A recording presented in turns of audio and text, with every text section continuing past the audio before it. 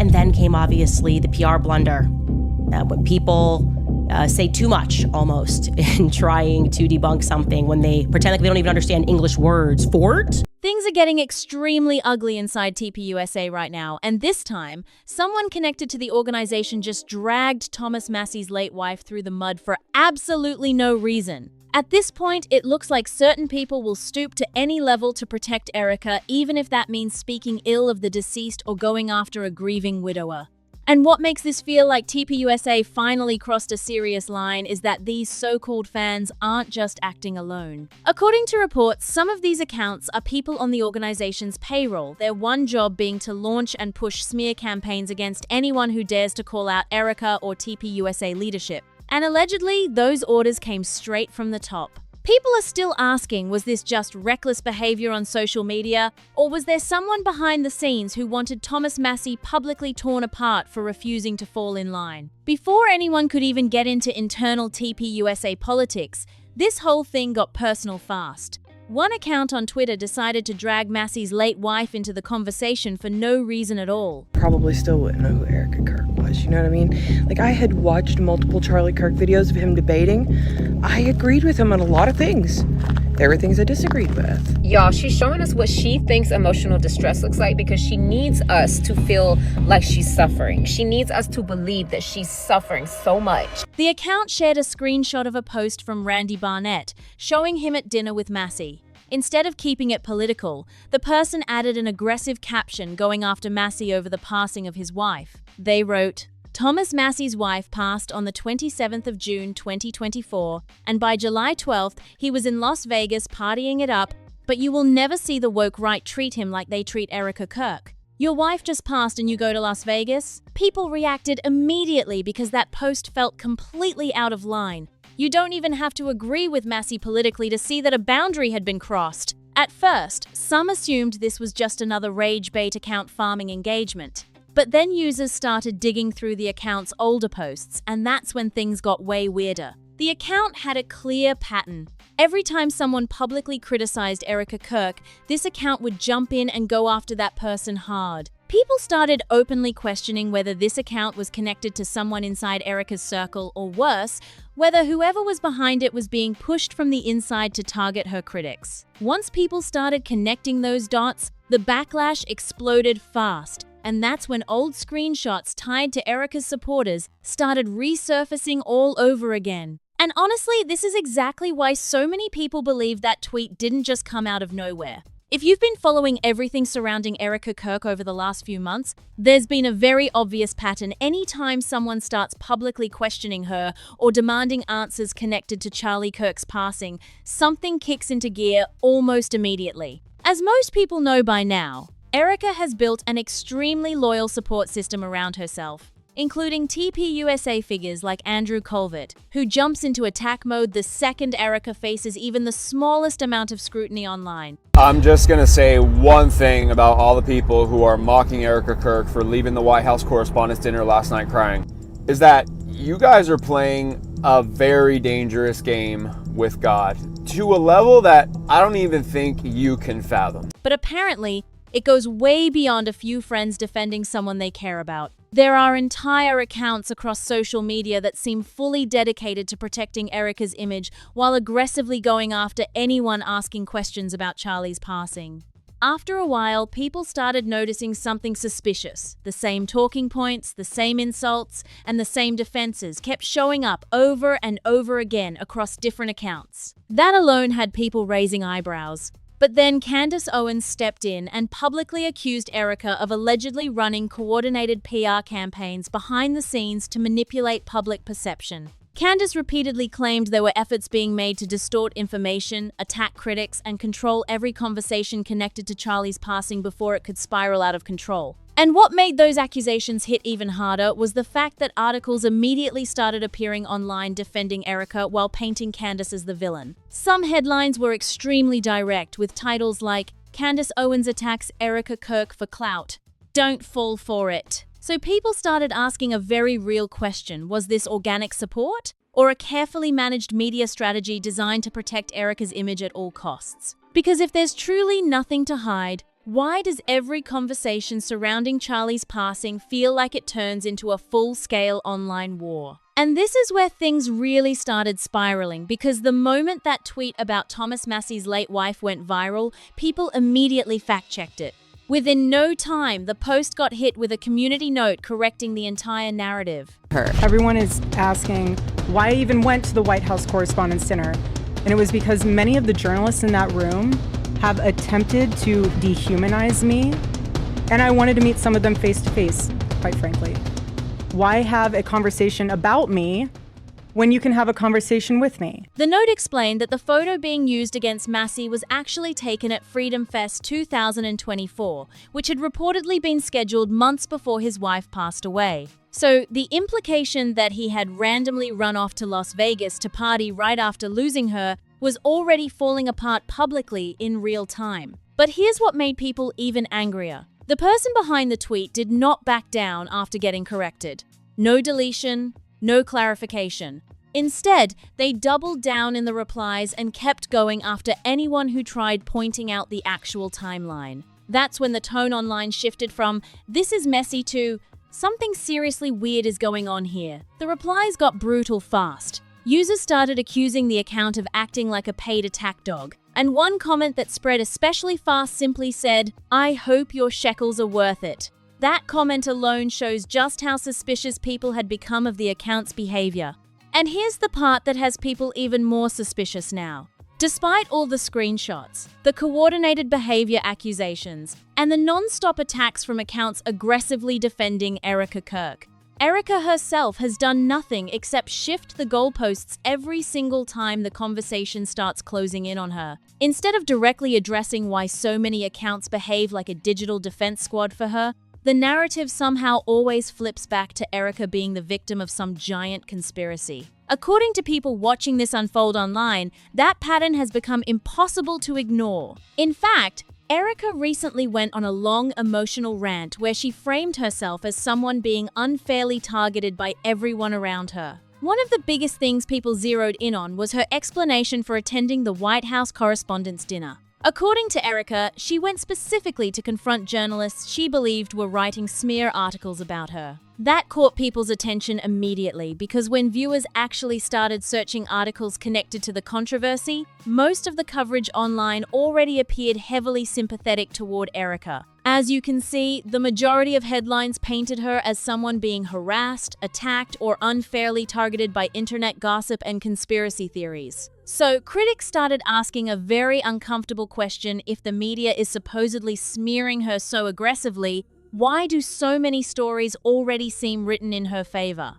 And then Erika directly brought up Candace Owens again, accusing Candace of personally orchestrating a smear campaign against her. That only added more heat to an already explosive situation because, as most people know, Candace has been one of the loudest voices publicly questioning the narrative surrounding Charlie Kirk's passing. She hasn't been shy about it either. Candace has gone on record multiple times, across multiple platforms, raising specific concerns and pointing to specific inconsistencies that she believes the public deserves answers about. So to a lot of viewers, Erika firing back at Candace directly didn't feel like a calm, confident rebuttal from someone with nothing to hide. It felt like a tactical move, an attempt to shift focus onto the messenger instead of addressing the actual message. And that distinction matters. Because when you're being accused of running coordinated campaigns to silence critics, the worst possible response is to publicly go after your most high-profile critic by name. And what made it even more interesting is the timing. Erika didn't bring up Candace in a quiet interview or a carefully worded statement. She brought her up in the middle of an emotional public rant, which, depending on how you read it, either looks like genuine frustration or like someone who felt the walls closing in and decided to go on a fence before things got worse. Now, this whole situation has spiraled into territory that nobody inside TPUSA probably wanted discussed publicly. Because people online are no longer just arguing about mean tweets, PR campaigns, or coordinated attacks. The conversation has shifted entirely. People are now asking much deeper, much more uncomfortable questions about what is actually going on behind the scenes inside one of the most influential conservative organizations in the country. Because here's what people keep coming back to. The pressure to control the narrative surrounding Charlie Kirk's passing has been intense, relentless, and very organized. And when something is being that aggressively managed, people naturally start asking why. Not because they want drama, not because they're looking for a conspiracy, but because that level of coordinated effort to shut conversations down doesn't usually come from a place of confidence. It usually comes from a place of fear. A lot of people were never fully convinced by the official narrative surrounding Charlie Kirk's passing in the first place. And the more certain accounts, certain figures, and certain media outlets rush to close that conversation down, the more those doubts grow. Because silencing questions has never once in history made those questions go away. It just makes them louder. Think about the sequence of events that people keep pointing to. A lone individual acts in broad daylight. He supposedly opens up to friends and a partner about everything afterward. And then, according to the official story, he gets turned in by his own father. Now, taken individually, maybe each one of those things has an explanation. But taken together, in that specific order, to a significant number of people watching this unfold, the entire sequence feels almost surgically clean. Too neat, too convenient. Like every loose end got tied up just a little too quickly for anyone to pull on any of them. And that feeling, that sense that something doesn't quite sit right is exactly what certain people inside and around TPUSA have been working overtime to stamp out. Not by providing more transparency, not by encouraging open conversation, but by going after anyone who dares to raise the question publicly. That's the part that keeps catching people's attention. Because there's a very big difference between defending someone you believe in and running an organized operation to destroy the credibility of anyone asking questions. One looks like loyalty, the other looks like damage control. And based on everything that has surfaced, the coordinated accounts, the repeated talking points, the aggressive targeting of critics, the tweet about Thomas Massie's late wife, a growing number of people have made up their minds about which one this actually is. And let's be clear about what the criticism here is really about. This isn't just people being messy online. This isn't just internet drama between political figures who don't like each other. What people are pointing to is a systematic pattern of behavior that allegedly involves real people on a real payroll with a real directive coming from somewhere inside the organization. That's a completely different level of seriousness. And if those allegations are accurate, the legal and reputational consequences for TPUSA could be significant. Because operating coordinated, inauthentic behavior campaigns using fake or semi-fake accounts to push specific narratives, attack specific individuals, and flood online conversations with manufactured consensus isn't just bad optics. Depending on how it's structured and who's directing it, it could cross lines that go well beyond social media drama. And people inside political circles are starting to pay attention. Because TPUSA isn't some small fringe operation. It's an organization with enormous reach, significant funding, and deep connections across conservative media and politics. So when accusations like these start gaining traction and gaining receipts, it becomes very difficult for the people at the top to simply laugh it off or blame it on rogue fans acting alone. Now add to all of this the fact that more and more former insiders have reportedly been quietly talking, not publicly, not on camera, but behind the scenes. According to multiple sources tracking this story, there are people who were once close to the organization who have started sharing information. And the details reportedly being discussed paint a picture of an internal culture that is far more controlling, far more retaliatory, and far more paranoid than what TPUSA projects publicly. That's a slow leak that could become a flood very fast, especially if any of those conversations start getting documented and shared more widely. And here's the wild card that nobody inside TPUSA's inner circle seems to have a clean answer for. Private messages, screenshots, voice notes. In 2025, the receipts don't disappear just because you delete a tweet or shut down an account. They live in someone's camera roll. They get forwarded, they get archived. And when organizations make enemies, which TPUSA has clearly done at this point, those enemies tend to hold on to things. So the real question isn't whether information exists. The real question is when it surfaces, how much of it surfaces, and whether the people sitting on it decide the moment is right to let it out. Because based on the trajectory of this situation, that moment feels less like an if and more like a when. What makes this particularly damaging for TPUSA isn't just the scandal itself, it's the credibility gap it creates. TPUSA has built its entire brand around the idea of fighting back against establishment manipulation, media bias, and coordinated efforts to silence conservative voices. That's the pitch. That's the identity. So when the accusations flying around right now suggest that TPUSA itself has been running the exact same kind of operation it claims to stand against the hypocrisy hits differently. It doesn't just damage Erika's reputation. It calls the entire organization's mission into question. And the people who built their trust in TPUSA over years are noticing. The comment sections across platforms have shifted noticeably in recent weeks. People who were once loyal defenders of the organization are now asking questions they never asked before. Some are doing it quietly, some are doing it very publicly. But the shift is real, and it's visible, and it's accelerating. Because loyalty has limits. And when people feel like they've been used, like their support was being harvested to protect something they weren't told the full truth about, that loyalty doesn't just disappear quietly, it turns. And when it turns hard. That's the pressure building right now. Not just from outside critics, not just from Candace Owens or Thomas Massie or random accounts online, but from within the actual base of people who have supported TPUSA for years and are now sitting with very uncomfortable questions that nobody at the top of the organization seems willing to answer directly. And the longer that silence continues, the longer the response to legitimate questions is more attacks, more deflection, and more attempts to paint every critic as part of some coordinated hit job, the worse the damage gets. Because at some point, the strategy of going to war with everyone asking questions stops working. The numbers become too large, the voices become too prominent, the receipts become too specific, and the story becomes impossible to contain.